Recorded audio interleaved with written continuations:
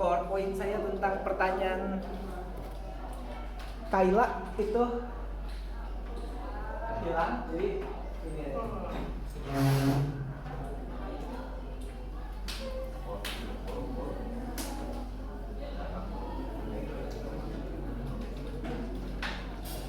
Nah, apa saja yang harus kalian lakukan sebelum membuat drama? Kayla mana? Oke. Saya ingin memastikan lagi. Maksud kamu membuat drama itu mementaskan drama atau membuat naskah drama? Keduanya. Membuat naskah drama dan mementaskan drama. Oke, kalau misalnya membuat naskah drama, itu yang paling penting adalah tentang kerapatan ceritanya. Kalian harus tahu bahwa drama itu adalah tiruan kehidupan nyata. Mau itu tokohnya serigala, laba-laba, batu, awan, atau apapun itu, drama itu adalah tiruan dari kehidupan nyata. Bukan hanya drama, tapi semua karya sastra itu adalah bagian dari tiruan kehidupan nyata. Oke? Nah, kamu harus tahu itu, bahwa ketika kalau kalian ingin membuat sebuah naskah drama, selain harus menarik, dia harus bisa disampaikan dengan baik ke para penontonnya. Misalnya kamu ingin membuat sebuah naskah film. Kita perhatiannya dulu sebentar. Ini. Nah, misalnya kalian ingin membuat naskah film. Ini timeline misalnya, timeline atau waktu, garis waktu. Tadi masih ingat apa saja bagian dari dialog 3?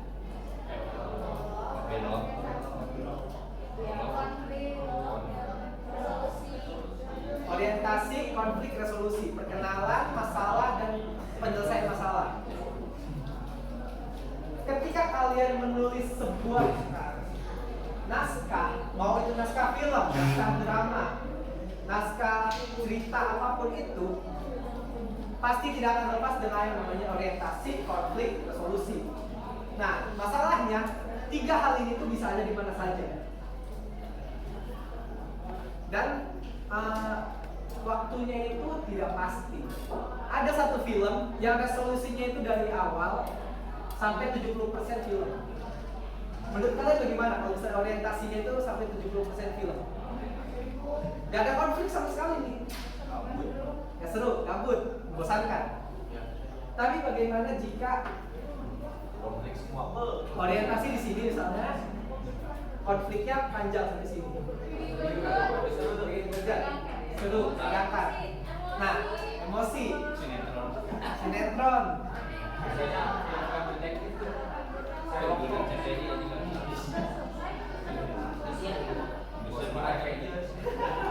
Oke, ya. Kalau misalnya konflik selesai, konflik lagi. Oke, bentar ya.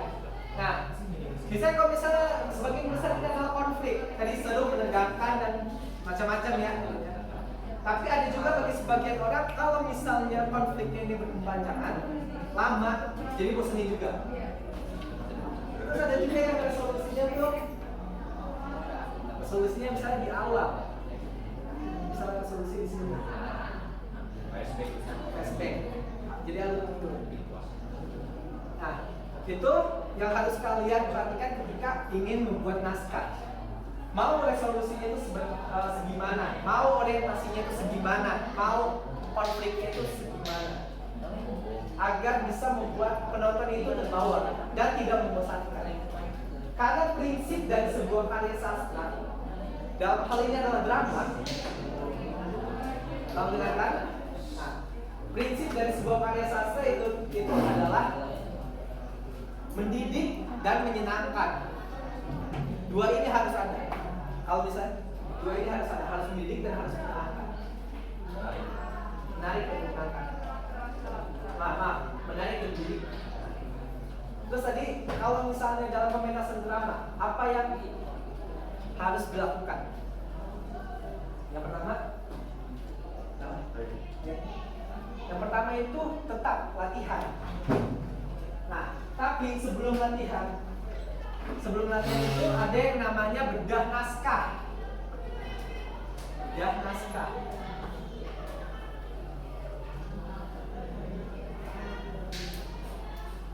Bedah naskah. Apa itu bedah naskah?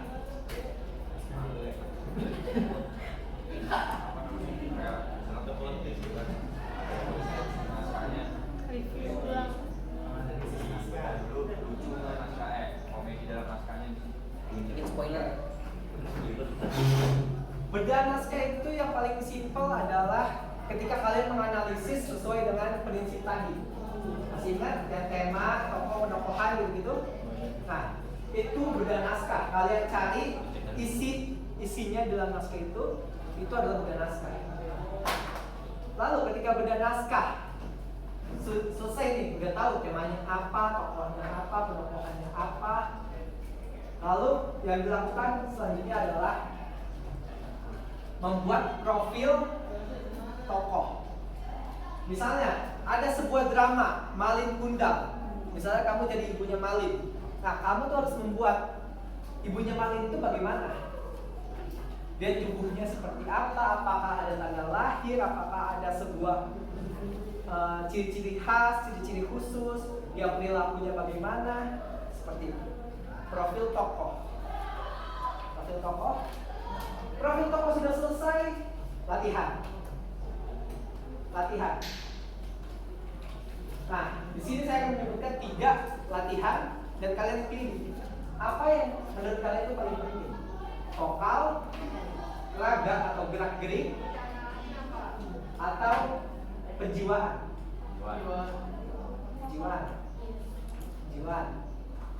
Tapi bagaimana kalau misalnya penjiwaannya udah bagus, tapi komunikasinya kurang ke penonton, vokalnya nggak jelas. Tapi gimana kalau misalnya vokalnya itu bagus, tapi gerak-geriknya itu aneh? Kalian tahu kan kalau misalnya ada orang yang kalau misalnya saya baca pidato nih. Enak gak pidato? Ya, gimana kalau misalnya vokalnya udah bagus, penjiwaannya udah bagus, tapi raganya kayak gitu gerak-geriknya? Ya, semuanya penting. Karena itu adalah satu kesatuan. Seperti sebuah segitiga, mereka itu saling melengkapi. Kalau misalnya ada satu sisi yang hilang, apakah bakal jadi segitiga? Bukan. Sudah. Oke. Mereka itu saling melengkapi. Vokal. Latihan dulu huruf vokal. Kalian tahu huruf vokal di Indonesia itu ada berapa? 5. Sebutkan. A, I, U, E, O. Lagi. Ya, bukan. Ada 6. A, I, U, E, O, E. Ada elang. Elang, bukan elang. Ada 6. Latihan vokal. Lalu latihan artikulasi. Seperti babi bu bebo, rari lu rero, sasi suseso, zazi suzezo. Menurut kalian huruf di bahasa Indonesia itu yang paling mirip penyebutannya apa sama apa? D sama B, S sama Z. Q sama K, R sama L. R sama L. Oke. sama G. E Sama G. X sama G. Oke. K sama G juga ada, K sama G, K sama Q. Oke, ada banyak. V sama F, P sama F, P sama V. Banyak. Nah, itulah pentingnya berlatih artikulasi. Di sini ada yang mau menyebutkan 27 alfabet yang dikenal oleh orang Indonesia. Angkat tangan satu saja. Betul kan? Ayo kita kelas coba sebutkan 27 alfabet yang dikenal oleh orang Indonesia. A, B, C, D, E, F, G, H, I, J, K, L, M, N, O, P. Wah, udah salah. P, Q, R, S, T, U, V, W, X, Y, Z. Oke. Saya cuma 26 ya. Menurut kalian, apakah semuanya sudah bisa membedakan dari satu huruf ke huruf lain? Bisa. Nah, artikulasi atau kejelasan berbicara itu sudah lancar, terus latihannya apa lagi? Latihan pengaturan nafas, latihan pengaturan intonasi, kecepatan berbicara. Kalian tahu Pak Gus Dur kan? Pernah dengar beliau berbicara? Pernah. Pak Gus Dur. Terus kalian tahu Pak Soekarno? Pernah dengar pidatonya Pak Soekarno? Beda kan? Beda. Pak Gus Dur bagaimana? Lambat. Pak Karno bagaimana? Semangat. Tegas. Itulah pentingnya mengatur sebuah vokal. Dari sebuah vokal itu kalian bisa melihat bagaimana orang ini. Apakah dia berapi-api? Apakah dia santai orangnya? Seperti itu. Lalu vokal sudah jelas, artikulasi sudah jelas, terus kecepatan berbicara juga udah oke, intonasi udah oke, raga, gerak-gerik.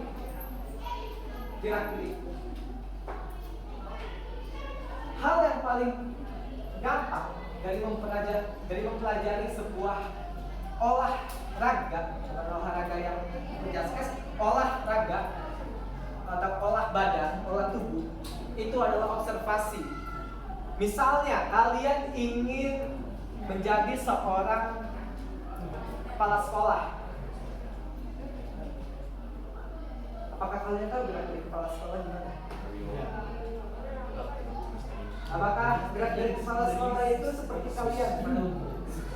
Enggak. Nah, itulah pentingnya observasi atau pengamatan. Kalian lihatin gimana caranya tuh kepala sekolah itu menyambut tamu, bagaimana caranya kepala sekolah itu berbicara kepada tamu, bagaimana caranya kepala sekolah itu menjelaskan sesuatu kepada tamu. Itu pentingnya sebuah olah tubuh dan observasi. Lalu ada olah sukma atau olah jiwa, olah jiwa. Olah jiwa. Hal yang paling gampang ketika kalian ingin berlatih olah jiwa itu adalah kalian hapus rasa malu. Hapus rasa malu. Nah, ini yang paling susah dilakuin. Paling susah. Tapi kalau misalnya udah bisa tuh keren banget sih. Saya pernah menonton sebuah drama tentang rumah sakit jiwa dan mereka itu pemerannya dikatakan mengobservasi bagaimana caranya orang dengan penyakit jiwa itu bertindak, bagaimana mereka itu berbicara, bagaimana mereka itu berinteraksi dan kesehariannya. Dan mereka itu menghapus rasa malu mereka menjadi orang gila, dan mereka di panggung jadi orang gila dan keren hasilnya. Itu adalah pentingnya olah sukma. Hapus rasa malu, dan ketika kalian sudah naik ke panggung,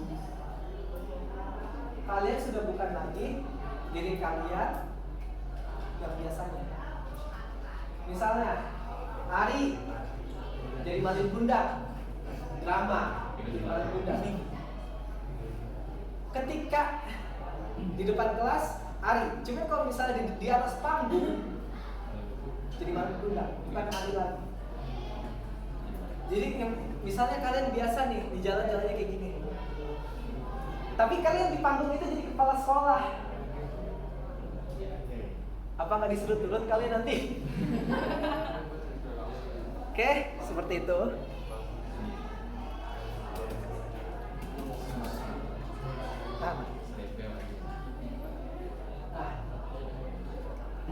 Oke, ada pertanyaan sampai sini tentang apa saja yang harus disiapkan sebelum pementasan drama?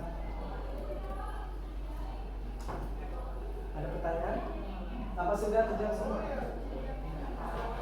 Oke, tadi siapa nama kamu? Hani, tadi pertanyaannya apa? Oke, kalau misalnya di sebuah drama itu ada konflik yang sudah selesai, terus ada konflik lagi, maka saya akan mengambil seperti ini.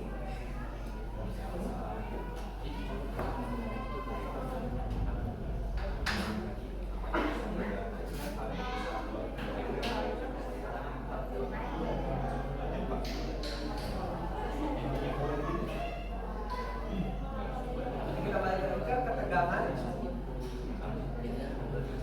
sama waktu. Ketegangan sama waktu. Semua dimulai dari nol. Dan seperti ini, lalu seperti ini. Nah, tadi kan saya menyontohkan kalau misalnya ini terus ke bawah. Resolusi, konflik, orientasi. Seperti itu kan. Namun kenyataannya tidak semuanya seperti ini.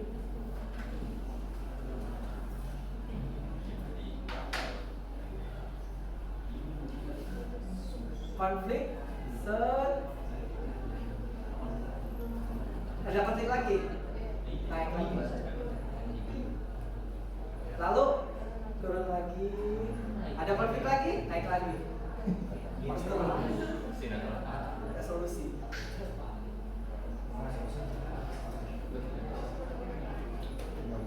Ada semua konflik, ada puncak konflik masing-masing. Berarti sebuah drama pasti punya resolusi. Pasti harus punya resolusi. Kalau misalnya nggak punya, aneh.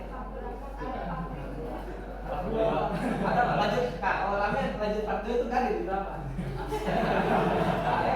Drama yang berbicara misalkan masalah konflik yang belum kelar itu. Oh, maksud kamu open ending? Ya. Open ending. Open end. Nah, di sebuah karya sastra, misalnya film, drama, atau prosa, itu ada dua ending. Misalnya open ending dan close ending. Open ending, penutupan terbuka. Close ending, penutupan tertutup. Akhir terbuka dan akhir tertutup. Akhir terbuka itu intinya jalan ceritanya, bukan jalan cerita tapi akhir dari ceritanya itu diserahkan kepada kalian. Mau bagaimana? Mau bagaimana ceritanya? Apakah dia selamat? Apakah dia mati? Apakah dia jatuh cinta akhirnya? Apakah dia bersama dengan gadis pujanya akhirnya? Kalau misalnya tidak dijelaskan, tidak ditampilkan, berarti itu open ending. Terserah kalian, endingnya itu mau kayak gimana. Lalu close ending, ya udah endingnya terserah penutup. Kalian nggak boleh mikir apa-apa lagi, ini endingnya. Seperti itu, sudah paham, sudah close. Kalau misalkan open ending itu bisa dibilang ini nggak Pak? Maksudnya Ada resolusi. itu ngegantung gitu. Iya, menggantung, memang menggantung. Emang udah diserahin ke Audiens aja. Ya, pokoknya ketika kalian mikir kayak, jadi gimana? Itu open ending udah pasti. Kayak ngira masih ada tadinya. Ya, Apa? Main imajinasi penonton. iya. Tujuannya itu memainkan imajinasi penonton. Penonton itu dibawa untuk menulis ceritanya. Mau bagaimana? Tapi ini yang saya belum tahu. Minta perhatiannya. Ini yang saya belum tahu. Ada close ending, tapi endingnya itu masih membingungin. Gimana ceritanya sebuah ending yang sudah pakem, sudah ditulis oleh penulisnya, tapi masih membingungkan, masih membuat bertanya-tanya. Ini masih saya belum tahu. Apakah itu masuknya kemana? Apakah ke close ending? Saya tunggu part 2. Oke. Part 2-nya ini menjelaskan. Ada konflik lagi, ada konflik setelah konflik. Nah, biasanya titik puncak konfliknya itu ada di akhir, di konflik terakhir. Resolusi ini.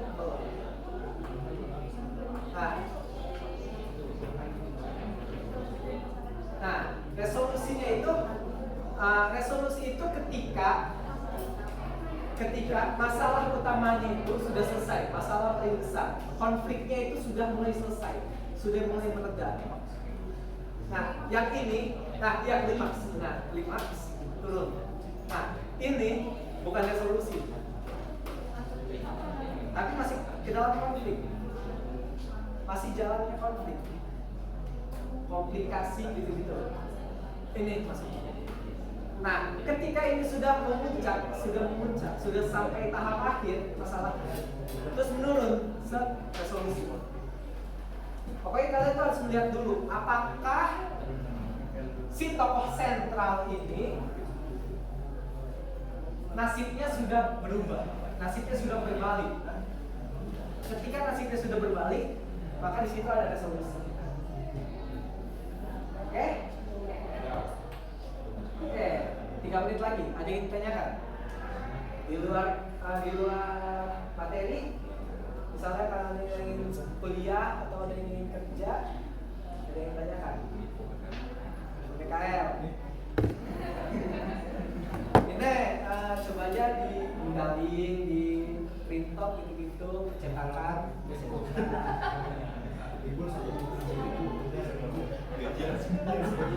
Kakak tuh alumni multimedia ya. tahun berapa? Lulusan 2018 dari tahun 2012. Perwalian saya waktu itu. Perwalian? Iya. Wali kelas kakak waktu itu. Oh, kelas 10-11 itu Bu Munte, kelas 12 Bu Ella. Karena saking bandilnya tuh.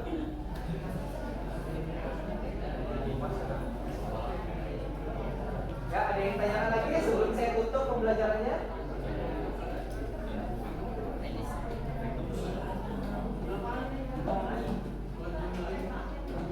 Oke, jika tidak ada yang ditanyakan, mohon perhatiannya. Jika tidak ada yang ditanyakan, maka saya akan bukan memberikan tugas, tapi memberikan pertanyaan kepada kalian. Satu aja. Gak usah dijawab sekarang, jawabnya untuk diri kalian aja. Saya suka bilang ke orang seperti ini, nikmati hidup kamu. Jadi orang kan have a nice day, have a nice day. Tapi saya lebih suka enjoy your day. Karena kebanyakan orang itu punya nice day, tapi nggak bisa enjoy. Nah, kalian tuh enjoy nggak? Enjoy nggak? Ada yang iya gitu. Gak usah dijawab sekarang, nanti aja kalau misalnya lulus baru jawab ya. Nah, itu enjoy gak? Oke. Perhatiannya, tadinya saya ingin memberikan sebuah tugas dari sebuah drama, tapi berhubung saya minggu depan sudah nggak di sini lagi, ini pertemuan terakhir saya.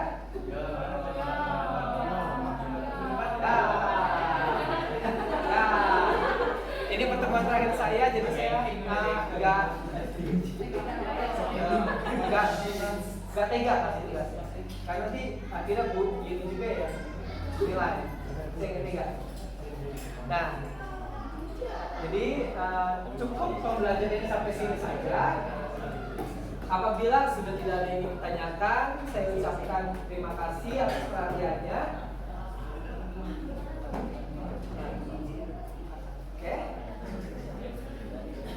Terima kasih atas perhatiannya. Saya tutup pembelajaran hari ini. Saya kembalikan kepada diri. Assalamualaikum.